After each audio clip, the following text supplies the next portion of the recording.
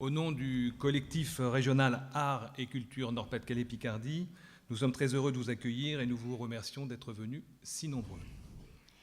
En février dernier, nous étions déjà très nombreux au Théâtre du Nord à Lille lors d'une première rencontre publique pendant laquelle nous nous sommes réunis en atelier pour échanger, débattre, penser, croiser et enfin rédiger une base de documents que nous avons adressée aux candidats aux élections départementales.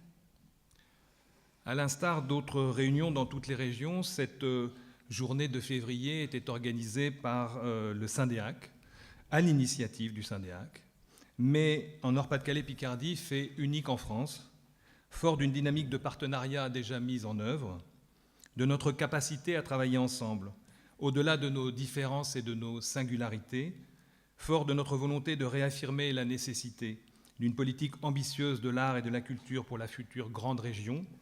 Nous avons réuni un grand nombre de réseaux, de collectifs et de syndicats représentant les secteurs des arts plastiques, du cinéma et de l'audiovisuel, du livre, des musiques actuelles et du spectacle vivant. Depuis cette réunion de février, nous nous sommes retrouvés régulièrement pour travailler ensemble, pour comparer nos deux régions, leurs dispositifs de soutien à l'art et à la culture, et pour finaliser le livre blanc que nous vous présentons ce soir et que nous vous distribuerons à la sortie. On s'est aussi rencontrés, découverts, pour la plupart, et passionnés pour ce chantier.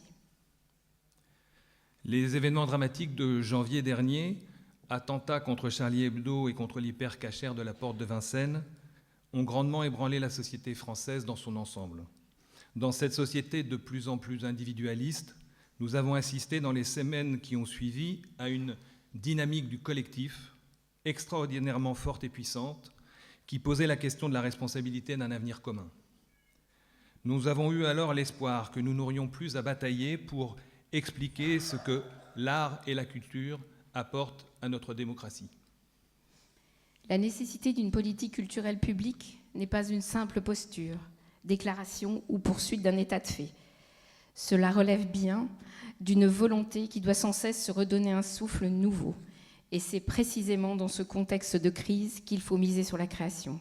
C'est la vocation des artistes et des créateurs de donner à voir de nouvelles manières de penser, de nouvelles façons de voir le monde, car la création n'est pas seulement un secteur d'avenir, créateur d'emplois non délocalisables et moteur d'une économie locale.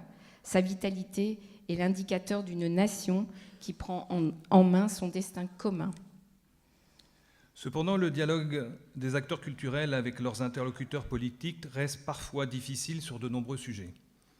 Alors même que les collectivités territoriales contribuent très largement au financement de la culture, elles ne semblent pas pour autant centrales dans leurs arguments de politique générale, ni dans les arguments de campagne des partis politiques. On peut même dire que le paysage culturel se délite. Par exemple, à Tourcoing, la ville supprime la totalité de la subvention du Théâtre du Nord, et le département du Nord vient de voter pour 2015 une réduction inédite de ses subventions au théâtre et au festival. Cette journée de débat vise précisément à remettre dans la campagne des régionales les questions fondatrices de notre rapport à la création artistique, de la place que nous voulons bien lui accorder comme pivot central de nos sociétés modernes. Elle est aussi un appel à une reconnaissance mutuelle entre acteurs culturels et acteurs de la vie politique. Elle est la belle et grande perspective d'un chantier commun. Voici le déroulé de notre rencontre. Dans un premier temps, présentation du livre blanc pour la future politique artistique et culturelle de la grande région, rédigé par le collectif régional Art et Culture Nord-Pas-de-Calais-Picardie. Ensuite, les questions aux candidats à l'élection régionale par Madame Anne Quentin, journaliste de la Seine, spécialisée dans les politiques culturelles, auteure et critique dramatique. Sont présents aujourd'hui Pierre de Saint-Aignan, candidate du Parti socialiste. Sandrine Rousseau, candidate Europe Écologie Les Verts. Fabien Roussel, candidat du Parti communiste. Jacques Vernier, représentant M. Xavier Bertrand, candidat Les Républicains. Par la suite, nous ouvrirons le débat en vous laissant la parole, puis nous clôturerons cette journée avant de vous inviter à un pot de l'amitié. Cette rencontre a été pensée et mise en place grâce au concours actif d'un grand nombre de réseaux et de syndicats partenaires que nous voulons remercier là maintenant et dont nous voulons citer le nom ici. 50 degrés Nord, réseau transfrontalier d'art contemporain. Acte Pro, association des compagnies professionnelles en Picardie. Artoiscope, réseau des professionnels de l'art et des spectacles en Artois. Le CAP, comité des artistes auteurs plasticiens. Le CIPAC, fédération des professionnels de l'art contemporain. Le collectif Jeune Public Nord-Pas-de-Calais. Le CR2L Picardie, centre régional livres et lecture. La FRAP, fédération des réseaux et associations d'artistes plasticiens. Nord-Pas-de-Calais en Seine. Le Patch, pôle régional des musiques actuelles en Picardie. Pôle Nord. Le Raoul, réseau des musiques actuelles en Nord-Pas-de-Calais. Le réseau de Seine en Picardie. Les réseaux cinéma et éducation aux images des régions Nord-Pas-de-Calais et Picardie. Le réseau Haut Picardie. Le SNAP CGT. Le SNSP, syndicat national des scènes publiques. Le SINAVI, syndicat des arts vivants regroupant des compagnies artistiques indépendantes. Le SYNDEAC, syndicat national des entreprises artistiques et culturelles.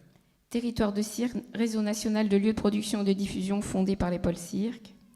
Et des artistes et collectifs indépendants. Nous tenons à tous vous remercier pour votre présence aujourd'hui. Élus, candidats au régional, représentants de l'État et des collectivités territoriales, professionnels de la culture, artistes et spectateurs. Votre participation nombreuse est la preuve de notre engagement. Elle prouve aussi la responsabilité que nous prenons collectivement pour la construction de la région de demain, la société de demain, le monde dont nous rêvons. Un grand merci à Anne Quentin, journaliste, à Monsieur Debouvry qui assure la prise de notes et la retranscription de nos échanges, à Romain Carlier de la Scène nationale de Phoenix de Valenciennes qui réalise la captation et le montage vidéo des interventions.